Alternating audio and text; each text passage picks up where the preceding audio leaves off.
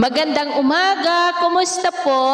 Narito po ulit ang update natin para sa lagay ng ating panahon ngayong umaga po ng September 30, 2024 na kung saan sa ngayon po sa kasalukuyan ang bagyong Julian na ating binabantayan ngayong umaga ay halos tumatama na po ang sentro nito dyan po sa mga isla ng Batanes at maituturing na po yan na super typhoon at taglay na niya ngayon ang lakas ng hangin na umaabot po sa 195 kilometers per hour.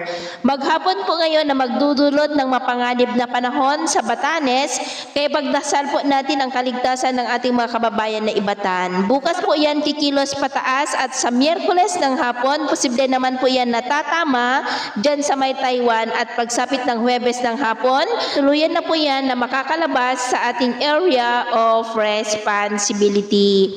At dahil po kay bagyong Julian ay nakataas po ngayon ang tropical cyclone wind signal number 4 dyan po sa may Batanes in the northern portion of Babuyan Islands, dyan po sa may Babuyan Island at Calayan Island.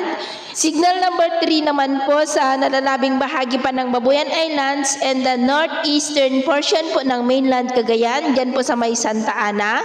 Signal number 2 po sa nalalabing bahagi pa ng Cagayan, Apayao at Ilocos Norte. Signal number 1 sa may Ilocos Sur, La Union, Pangasinan, Abra, Kalinga, Ifugao, Mountain Province, Benguet, Isabela, Nueva Vizcaya, Quirino, Aurora, maging po sa northern and eastern portions po ng Nueva Ecija sa may Cuyapo, Rizal, Laur, Pantabangan, Science City of Muñoz, Gabaldon, Caranglan, San Jose City, Lupao, Talugtog, Bongabon, Lianera, Talavera, Palayan City, General Mamerto Natividad at dyan po sa may Polillo Islands. Kaya mag-ingat po tayo, lalo na po diyan sa extreme Northern Luzon at dito po sa Northern Luzon dahil po sa dulot na masungit na panahon ng bagyong si Julian.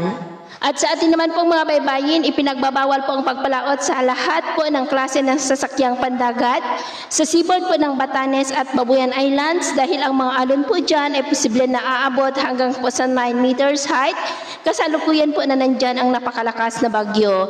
At iwasan rin natin ang papalaot pa rin sa seaboard ng mainland Cagayan, Ilocos Norte seaboard, northern portion ng seaboard ng Aurora at maging po sa may Isabela seaboard dahil ang mga alon po dyan ay posibleng aabot po hanggang sa 3 to 9 meters height. Kaya hanggat maaari ay iwasan na muna natin ang papalaot dyan po sa mga may kulay pula para po mas makaiwas sa mga sakunang pangkaragatan. So ito lang latest update natin sa araw na ito.